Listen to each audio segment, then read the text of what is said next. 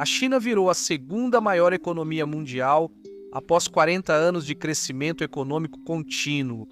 O produto interno bruto da China cresceu mais de 9% ao ano, de 1980 a 2019. E durante esse período, mais de 800 milhões de pessoas saíram da extrema pobreza. Mas os bons tempos podem estar chegando ao fim. O capital que financiou o crescimento da China está secando. A energia que impulsionou sua manufatura está ficando mais cara. E o crescimento desenfreado do seu mercado imobiliário bateu de frente com uma parede. A economia da China enfrenta os desafios mais sombrios desde o grande salto adiante, que resultou em 3 anos de fome e dezenas de milhões de mortes. Mas os rivais geopolíticos da China não devem comemorar. Ela é o principal parceiro comercial de mais de 120 dos 195 países, então problemas no Reino do Meio podem afetar todos. Neste vídeo, analisamos a grande bolha de dívida que a liderança chinesa tenta desfazer, agravada pelas condições desafiadoras do mercado global de energia. E a escolha de política mais provável que o Partido Comunista Chinês terá que fazer para se manter solvente. Mas se a economia chinesa é um esquema de pirâmide prestes a estourar, então precisamos primeiro entender a sequência de 4 décadas de sucesso que antecedeu os dias atuais. O crescimento econômico da China começou nos anos 1970, com as reformas de Deng Xiaoping, chamadas Reforma e Abertura. Isso marcou uma mudança significativa em relação à economia centralmente planejada que definiu a história da China sob o comunismo. Mas ele sabia que não podia tornar um país comunista capitalista e ainda manter o controle. Então, ele restringiu as forças de mercado aberto a 4 zonas econômicas especiais. Nessas áreas, o comércio seguia um modelo de mercado, estimulando investimento estrangeiro, empreendedorismo e comércio global. Essas zonas econômicas especiais foram extremamente bem-sucedidas, e a China experimentou sua primeira explosão de crescimento no início dos anos 1980. Vilas se transformaram em metrópoles. A agricultura se tornou mais produtiva e o padrão de vida aumentou. Lugares como Shenzhen se tornaram potências da manufatura. Isso também começou a encher o balanço da China, já que a maioria das empresas que prosperaram eram estatais. SOEs são empresas com participação relevante ou majoritária do Estado. Elas frequentemente recebem subsídios, crédito de baixo custo e tratamento regulatório preferencial do governo. Para terem sucesso em setores estratégicos como energia, telecomunicações, transporte e finanças, elas também são obrigadas a cumprir determinações do governo e objetivos de políticas públicas, como cotas de emprego. O Partido Comunista Chinês criou um modelo para direcionar lucros da iniciativa privada à sua visão centralmente planejada, permitindo que essas empresas acessassem mercados globais de capitais. Tudo mudou, o que nos leva ao segundo momento crucial na ascensão econômica da China. A entrada na Organização Mundial do Comércio em 2001. O acordo da Organização Mundial do Comércio para adotar o projeto de decisão sobre a adesão da República Popular da China. Ao adotar padrões da Organização Mundial do Comércio para reduzir tarifas, ampliar transparência e proteger direitos de propriedade intelectual, eles conseguiram se integrar ainda mais à economia global e atrair ainda mais investimentos estrangeiros. Após a entrada da China na Organização Mundial do Comércio, o investimento estrangeiro direto cresceu rapidamente. Em 2002, os influxos eram 53 bilhões e em 2008 chegaram a 108 bilhões. Com a alta dos salários de milhões de chineses, seu capital foi para os bancos. Isso acelerou o modelo de crescimento da China, pois seu sistema bancário funciona por orientação administrativa, com bancos recebendo instruções do governo sobre cotas de empréstimo em vez de seguir o mercado. Isso gerou investimentos excessivos e uma bolha imobiliária insustentável. O Partido Comunista Chinês autorizou grandes projetos de infraestrutura, urbanizou antigos vilarejos e desenvolveu várias indústrias exportadoras. Toda essa construção e manufatura depende de importações de energia. Como o maior consumidor de energia do mundo, a matriz energética da China é dominada por combustíveis fósseis. Além de aprovar a construção de 2 novas usinas de carvão por semana, a China também é a maior importadora de petróleo bruto do mundo. Eles importam mais de 10 milhões de barris de petróleo bruto por dia. Isso é mais do que os Estados Unidos e a Índia juntos. Hoje, a China vive um perigoso equilíbrio, financiando seu crescimento com dívidas, precisando de mercados de exportação saudáveis para aceitar seus produtos e sendo dependente dos mercados globais de energia para manter seus negócios de manufatura sustentáveis. Agora vamos falar sobre o mercado imobiliário. Nos estágios iniciais de implementação de uma estratégia de crescimento baseada em investimentos. Um pouco de dívida extra não tem problema. Empréstimos usados para construir uma rodovia, conectando grandes metrópoles ou construindo um aeroporto em uma cidade de médio porte, impulsionam o crescimento econômico. No entanto, é necessário migrar para uma economia liderada pelo consumo, onde a riqueza da população e a demanda por bens e serviços impulsionem o crescimento. Se isso não ocorrer, os planejadores centrais terão que seguir investindo em oportunidades cada vez piores. Isso se parece com estradas que não levam a lugar nenhum, um segundo aeroporto naquela cidade de porte médio e enormes projetos de desenvolvimento imobiliário sem inquilinos. A China construiu uma quantidade excessiva de moradias. Com cerca de 1 bilhão de habitantes, o país possui casas vagas para acomodar até 3 bilhões de pessoas.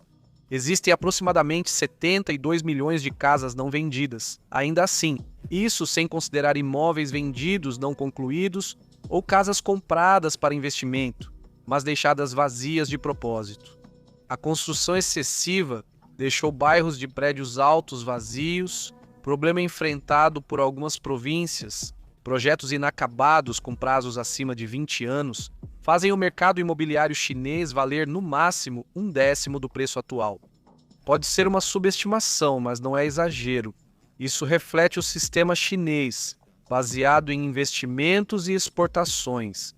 O modelo de negócios chinês não funciona se todos os trabalhadores recebem salários mais altos, pois isso prejudica as exportações. A forma mais fácil das famílias participarem da criação de riqueza na China tem sido pelo mercado imobiliário. Alavanca-se, compra imóveis, preços sobem e todos ficam felizes. Esse é um dos motivos. Os imóveis representam mais de 60% da riqueza das famílias chinesas, contra apenas 23% nos Estados Unidos. Assim, o setor imobiliário respondeu por cerca de 29% do produto interno bruto da China. Nos Estados Unidos, a habitação costuma representar de 15% a 18% do produto interno bruto anual. A liderança chinesa já reconhece o problema e Xi Jinping impôs recentemente restrições ao setor imobiliário para enviar uma mensagem. A China defende prosperidade comum e a criação de riqueza não deve sair do controle. Para conter os excessos no setor imobiliário, o governo implementou políticas como as 3 linhas vermelhas para limitar o endividamento das incorporadoras. Mas acontece que você não consegue desfazer uma bolha imobiliária de 50 trilhões de forma ordenada. Isso pode desencadear a maior recessão de balanço patrimonial da história moderna.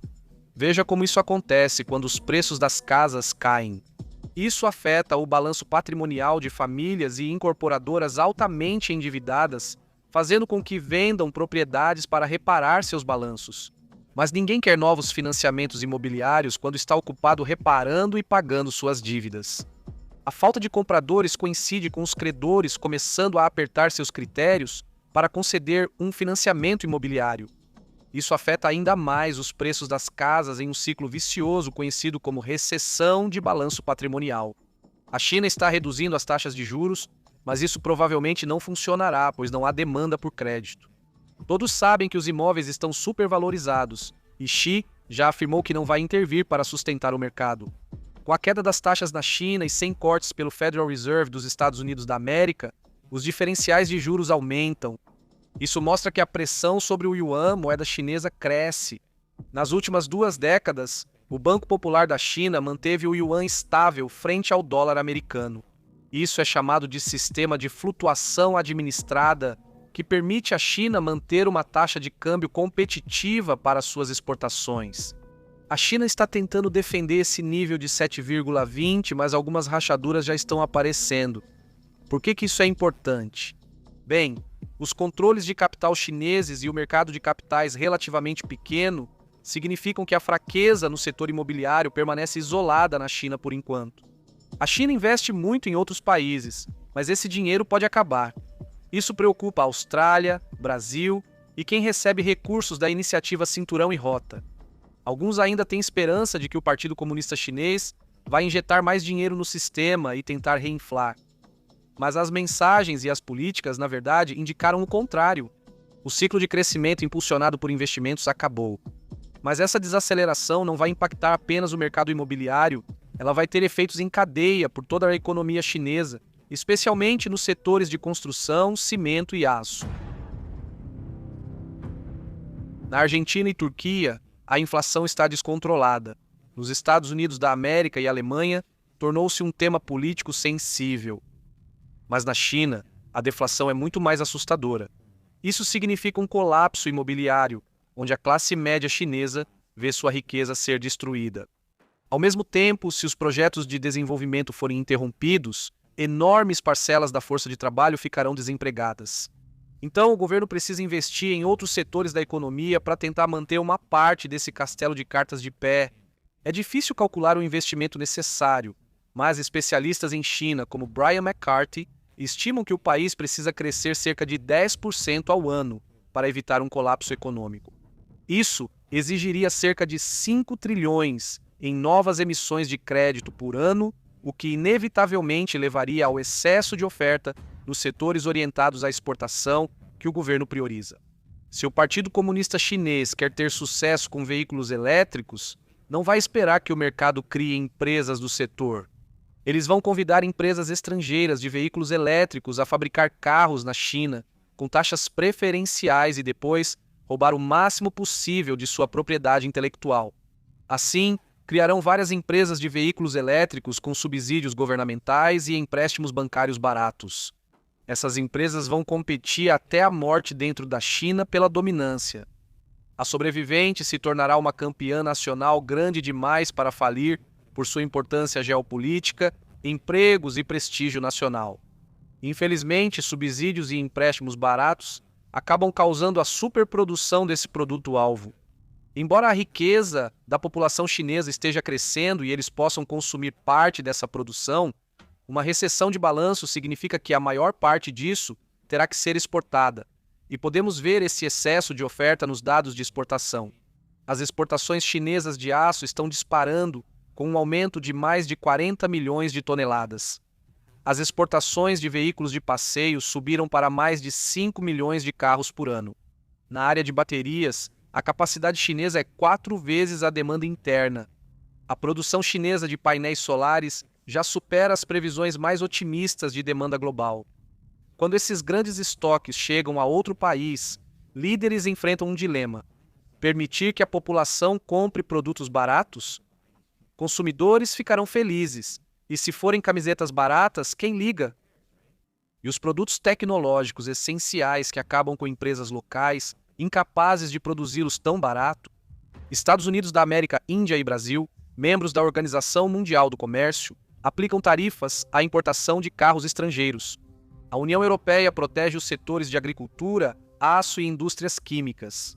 Esses setores são alvos dos planejadores centrais da China, por sua importância estratégica. Até um parceiro da China no Brasil, Rússia, Índia, China e África do Sul, está preocupado. Se os fabricantes chineses não acharem mercados externos, o milagre econômico do país acaba.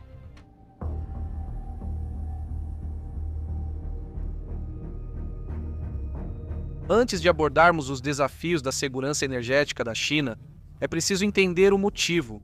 A data do colapso econômico é impossível de prever.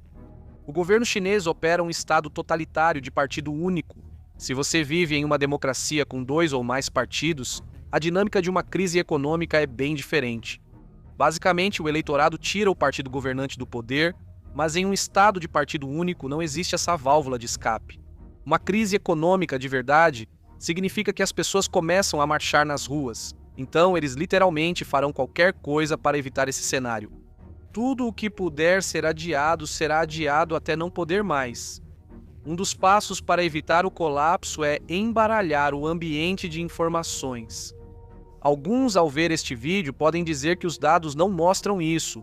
A economia chinesa cresce e o desemprego é baixo. Pergunte a essa pessoa, como você sabe disso? Viu? Nos últimos 10 anos, a China tem restringido gradualmente o acesso a dados econômicos. Hoje, o acesso de fora da China a todos os bancos de dados econômicos foi completamente cortado. Inclui informações corporativas de empresas de Hong Kong e do continente, sem dados alfandegários ou financeiros. Eles cortaram o acesso aos dados alfandegários em 2018. Em 2021, a alfândega chinesa relatou 400 bilhões a mais que a administração estatal de câmbio. Fluxos de dados como o IND, o banco de dados mais caro usado por universidades e fundos de hedge, agora só podem ser acessados por sites de IP confiáveis dentro da China continental. Mas até mesmo esses fluxos de dados continuam desaparecendo. Como observadores externos, precisamos avaliar isso em um nível meta. Eles estão escondendo fraqueza ou disfarçando força? Na época em que o industrialista John D. Rockefeller estava conquistando o mercado de petróleo, ele tinha uma estratégia altamente persuasiva ao tentar adquirir um de seus concorrentes. Ele mantinha registros meticulosos das operações de sua empresa, incluindo custos, lucros e volumes de produção. Quando concorrentes desafiavam a Standard Oil, Rockefeller às vezes os chamava ao escritório e mostrava seus livros contábeis. O tamanho e a lucratividade impressionantes da Standard Oil, documentados nos registros de Rockefeller, frequentemente desmoralizavam seus rivais. Muitos perceberam que não poderiam competir com a escala e a eficiência da operação de Rockefeller. Alguns escolheram vender seus negócios para a Standard Oil, em vez de tentar competir. Essa estratégia ajudou Rockefeller a consolidar a indústria do petróleo e tornar a Standard Oil um poderoso monopólio. Se a economia de Xi Jinping estivesse funcionando a todo vapor, ele não gostaria que o mundo soubesse? Isso não facilitaria mais financiamento barato para empresas locais e desencorajaria concorrentes do Indo-Pacífico a aderirem à iniciativa Cinturão e Rota? O Congresso Nacional do Povo de 2024 anunciou meta de crescimento do Produto Interno Bruto de 5% e inflação prevista de 3%. O relatório do primeiro-ministro indica que todos os problemas serão resolvidos e que o governo será mais contido nos estímulos. E de uma forma ou de outra, os dados divulgados vão oficialmente indicar um crescimento do Produto Interno Bruto de 5%. Não acredite nisso. Ei, você achou isso interessante? Por favor, deixe um like. Se você fizer isso, realmente ajuda com o algoritmo. Obrigado.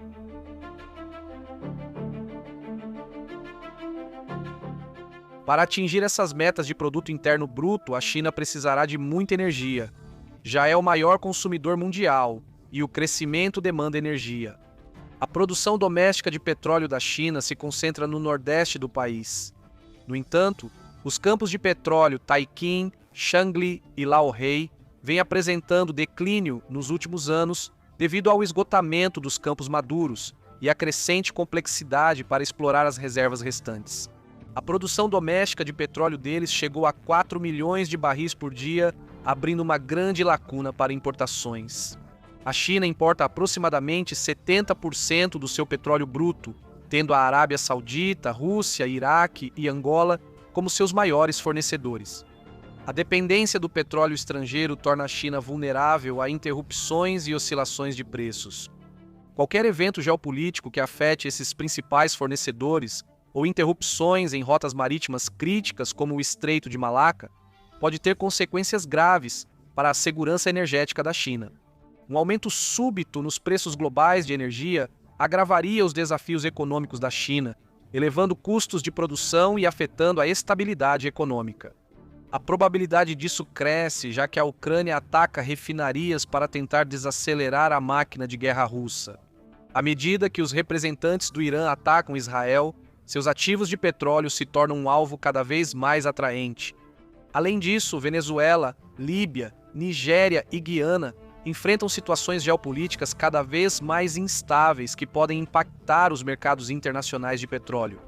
O apoio da China à Rússia na guerra da Ucrânia deveria ter levado Pequim a garantir a produção de energia no Sudeste Asiático e no Golfo Pérsico, antecipando a crescente insegurança energética. O governo de Xi passou a importar petróleo russo em grande escala. A China possui a segunda maior reserva estratégica de petróleo do mundo, atrás dos Estados Unidos, embora não divulgue seu tamanho exato. Analistas de energia estimam cerca de 550 milhões de barris suficientes para apenas 90 dias de consumo. A China está a um grande choque energético de ver sua deflação da dívida sair do controle. O que ocorre quando uma bolha de dívida de 50 trilhões estoura? Para começar, os bancos enfrentam problemas. São eles que originaram a maioria desses empréstimos e mantêm muitos deles em seus balanços. A China tem os 4 maiores bancos do mundo. Essas empresas estatais são todas maiores do que o JP Morgan.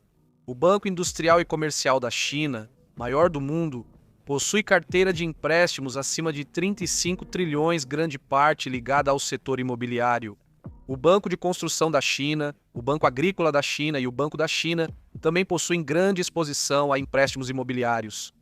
Como entidades estatais, esses bancos enfrentam um dilema impossível durante um cenário de deflação da dívida. Um colapso na atividade de concessão de empréstimos levaria a falências generalizadas de empresas e perda de empregos, agravando ainda mais a desaceleração econômica. Eles serão pressionados a continuar emprestando, mas acumular empréstimos ruins acabará eliminando o patrimônio dos bancos. Os acionistas, principalmente investidores estrangeiros, perderão seu capital enquanto o Partido Comunista Chinês tenta cobrir o grande déficit do balanço nacional.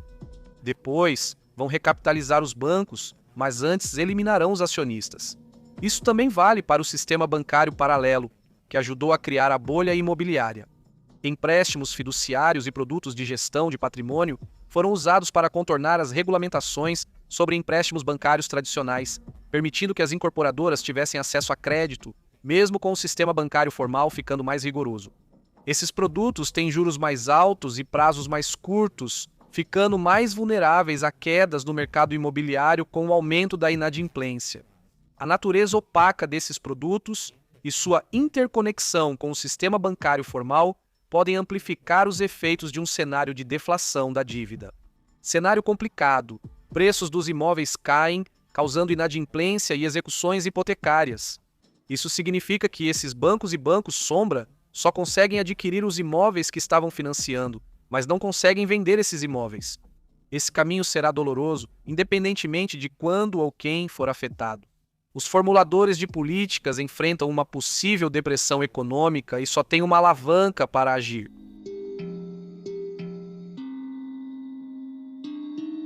Uma forte desvalorização do yuan pode ser a única saída para os planejadores da economia chinesa. Ao reduzir a proporção do yuan em relação ao dólar de 7 para 10 ou 12, eles efetivamente inflariam parte da dívida do país ao reduzir o valor real das obrigações em aberto. Isso facilitaria o pagamento das dívidas pelos devedores e reduziria o risco de inadimplência geral. Eles já fizeram isso antes, em 2015, com uma desvalorização de 3%. O problema é que as reservas em dólares do governo e empresas privadas desapareceriam, pois o yuan deles teria pouco valor internacionalmente. Isso encarece a importação de energia, alimentos e insumos industriais, sem necessariamente favorecer as exportações deles. Eles já estão sendo acusados de despejar produtos e as tarifas em geral estão aumentando. Uma queda no custo das exportações chinesas provavelmente seria respondida com tarifas mais altas. Uma economia chinesa com inflação disparando, riqueza encolhendo e insegurança energética é um navio afundando. Se optarem por esse caminho, os formuladores do Partido Comunista Chinês precisarão agir rápido. A desvalorização do yuan levaria à fuga de capitais, com ricos tentando transferir ativos para fora da China para se proteger da queda da moeda.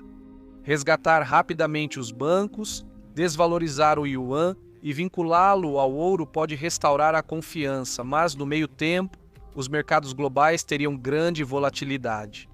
Alemanha, Austrália e Brasil seriam especialmente afetados por esse tipo de choque. Vamos acompanhar por aqui e trazer atualizações conforme houver novidades. Enquanto isso, assista ao nosso vídeo sobre a Argentina para conhecer um país em uma trajetória muito diferente da China.